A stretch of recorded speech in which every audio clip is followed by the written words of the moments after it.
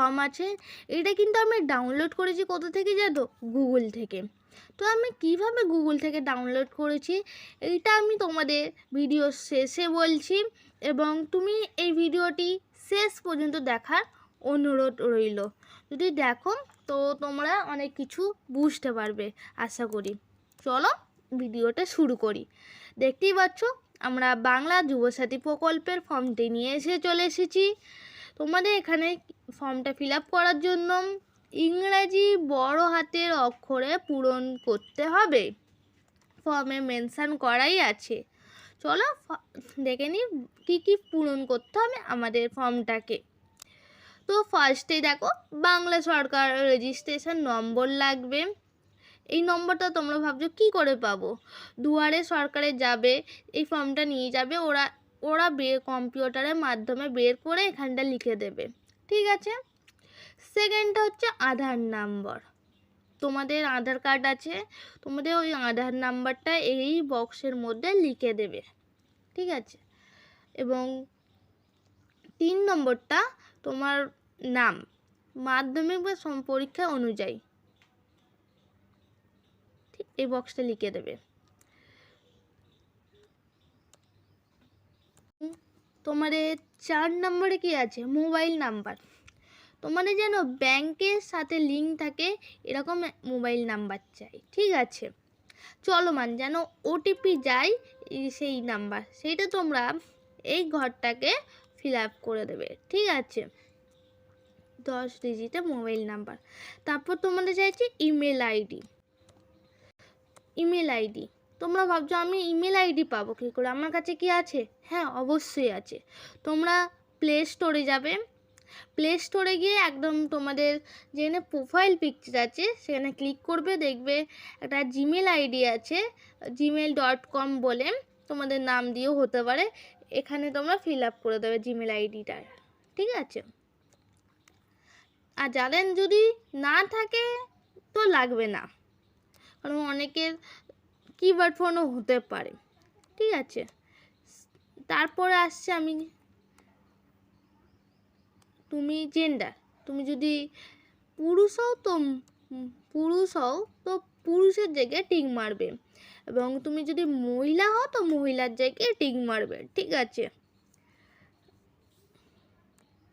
তারপরে জন্ম তারিখ, ডেট অফ বার্থ। তোমরা যেখানে সালটা বসাবে, এখানে মাস বসাবে, এখানে দিন বসাবে। তোমার ক্যালকুলেটারে হিসাব করে নেবে 1/4/2026 অনুযায়ী তোমাদের বয়স যেন 21 হয়, আর 40-এর নিচে যেন হয়। ঠিক আছে। তাহলে তুমি এই প্রকল্পটার জন্য ফর্ম ফিল আপ করা এলিজিবিলিটি মনে করে নাও। তারপর আমাদের হচ্ছে পিতার নাম, ফাদার্স নেম। ঠিক আছে। তারপর মাদার্স নেম, এখানে মায়ের নাম দিয়ে দেবে, এখানে বাবার নাম দিয়ে দেবে। তুমি যদি বিবাহিত হও, তোমার যদি স্ত্রী থাকে স্ত্রীর নাম দেবে, স্বামী থাকলে স্বামীর নাম দেবে, না থাকলে দিতে হবে না।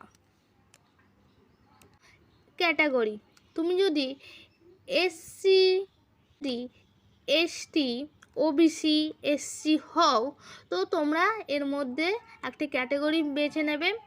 বেছে তোমাদের এই ক্যাটাগরিতে সার্টিফিকেট নম্বরটা এই ঘরটাকে বসিয়ে দেবে। ঠিক আছে। তো ম্যারেজ স্টেটাস, তুমি যদি অবিবাহিত হও তো এখানে টিক দেবে, বিবাহিত হলে এখানে দেবে, আর তুমি যদি বিধবা বা আনম্যারিড মানে ডিভোর্সি হও তো এখানটা টিক দেবে। ঠিক আছে।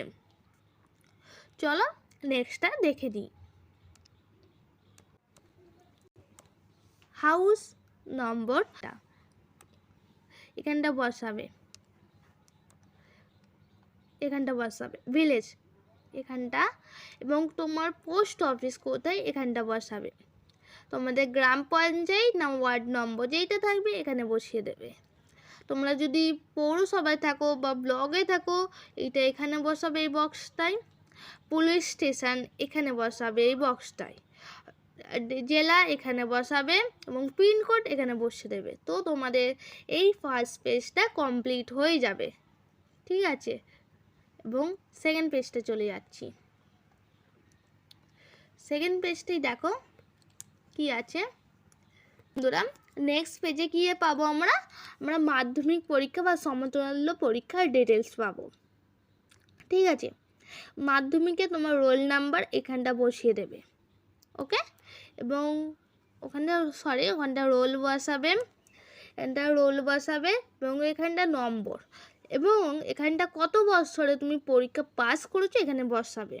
ঠিক আছে, তুমি যদি WBBSC হও তো এখানটা টিক মারবে, তো এইটা যদি হও এইখানটা টিক মারবে, আর যদি CBSC হও এখানে টিক মারবে, ICSCটা হলে এখানে টিক মারবে। ঠিক আছে, ওকে, আশা করি এটা বুঝতে পেরেছো।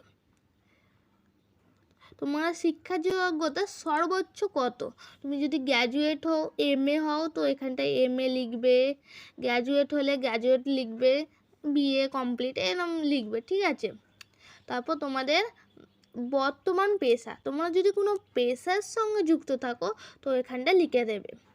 তারপর ব্যাংকের ডিটেলস চাইছে, ব্যাংকের নাম দেবে, কোন ব্যাংকের নাম দেবে, ব্যাংকের শাখা দেবে, ব্রাঞ্চের নেম, ব্যাংক অ্যাকাউন্টের নম্বর এখানটা ভালো করে বসিয়ে দেবে, এবং IFSC কোড এখানটা বসিয়ে দেবে।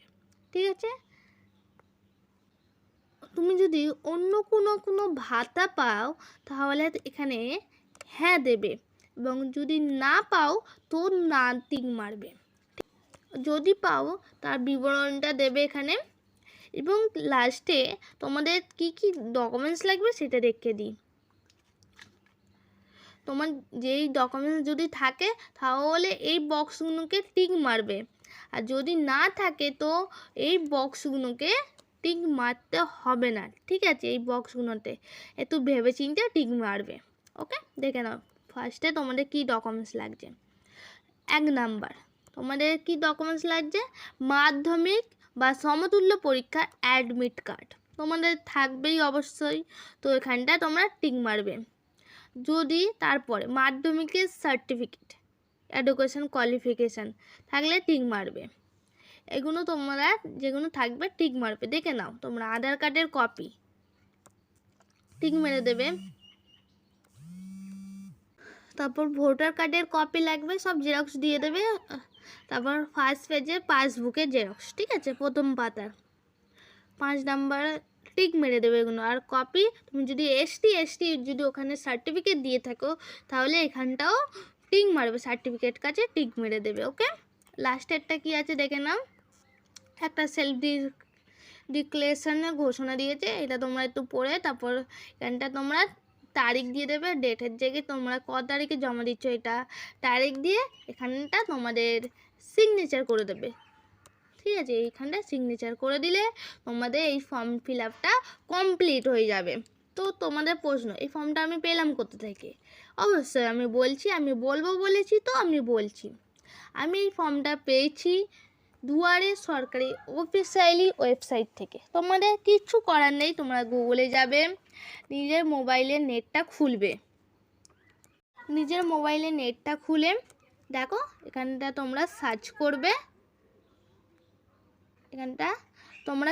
করবে, ঠিক আছে, আমি লিখে নিচ্ছি বাংলা যুবসাথী ফর্ম ডাউনলোড। দেখতেই পাচ্ছ আমি একটা উপরে যেটা লিখে সার্চ করেছি, তোমরা এরকম লিখেও সার্চ করতে পারো। সার্চ করার পরে একটা প্রথম ওয়েবসাইট আছে গভর্নমেন্ট অফ ওয়েস্ট বেঙ্গল বলে, তোমরা এই ওয়েবসাইটটাই ক্লিক করে দেখবে West Bengal government of West Bengal form ডাউনলোডটা করে নেবে। ইজ এ স্টেপ, ফর্মটা ডাউনলোড করে প্রিন্ট করে তুমি ফিল আপ করে দুয়ারে সরকারে যাবে। দুয়ারে সরকার থেকে এই ফর্মটা তোমাকে একটা রেজিস্ট্রেশন নম্বর দিয়ে দেবে এবং জমা দিয়ে দেবে। আবার নেক্সট ভিডিও দেখা হবে, ততক্ষণের জন্য টাটা, বাই বাই। ভিডিওটি ভালো লাগলে লাইক, কমেন্ট, শেয়ার, সাবস্ক্রাইব করে দেবে। টাটা।